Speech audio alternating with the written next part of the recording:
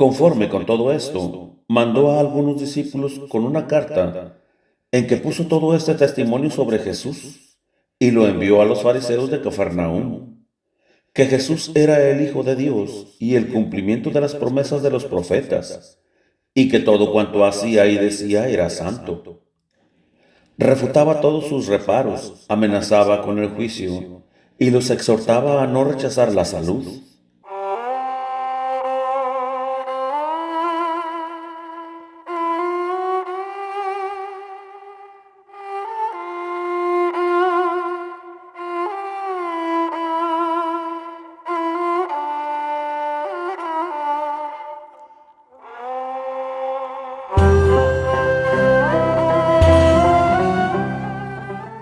Ana Catalina Emery.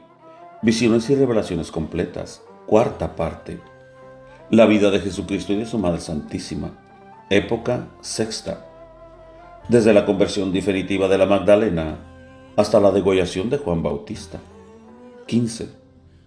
Mensaje de Juan a la sinagoga. Antes del sábado llegaron varios mensajeros enviados de Juan desde Macheros a Cafarnaúm. Eran de los más viejos y probados discípulos del Bautista.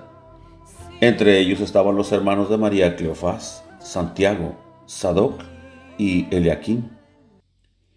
Llamaron a los jefes de la ciudad y a la comisión de los fariseos a la antesala de la sinagoga y les entregaron un rollo largo y angosto, cerrado como un cucurucho.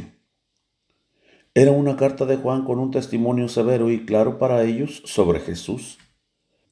Mientras ellos lo leían y se hablaban unos a otros, los mensajeros empezaron a decir al pueblo que se iba reuniendo lo que Juan había dicho delante de Herodes y de muchos que le escuchaban.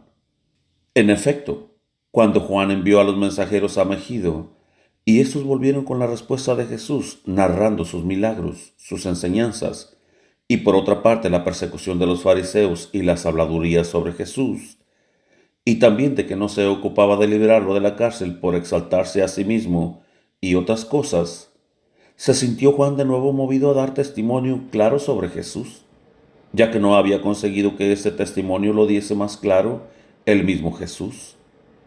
Pidió, pues, a Herodes le dejase hablar a sus discípulos y a todos cuanto quisieran oírle, pues pronto no hablaría más.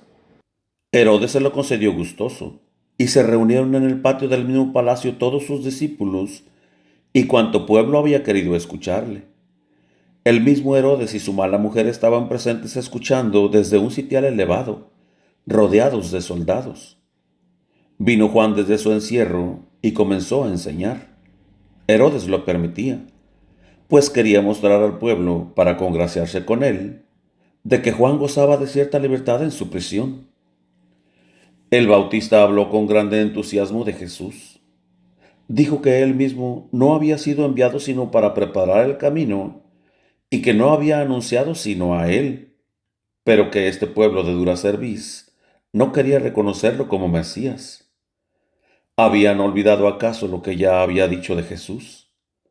Ahora quería decirlo otra vez, pues sentía que su fin estaba cercano.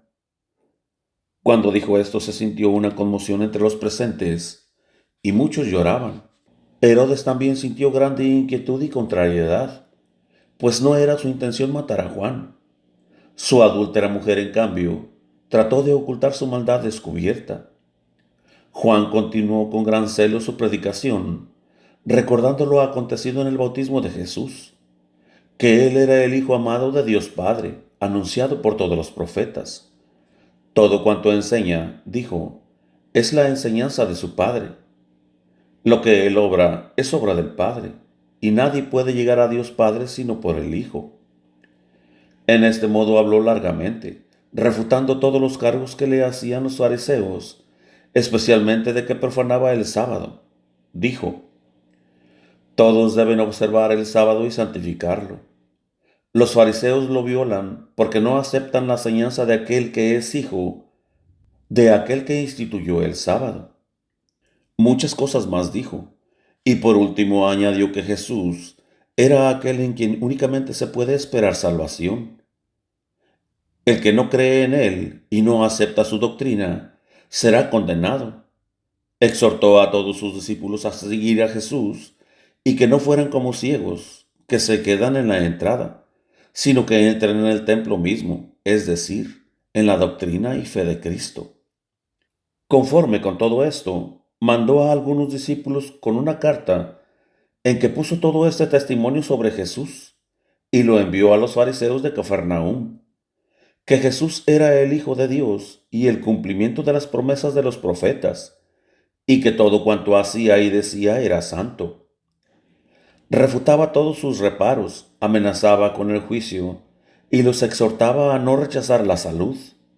Les mandó a sus discípulos que le leyesen otra carta en el mismo sentido al pueblo y añadiesen todo lo que aquí habían oído decir sobre Jesús. He visto cómo los discípulos hicieron todo esto en Cafarnaúm.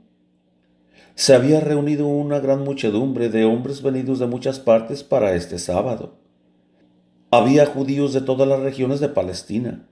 Escucharon lo escrito por Juan sobre Jesús con grande contento.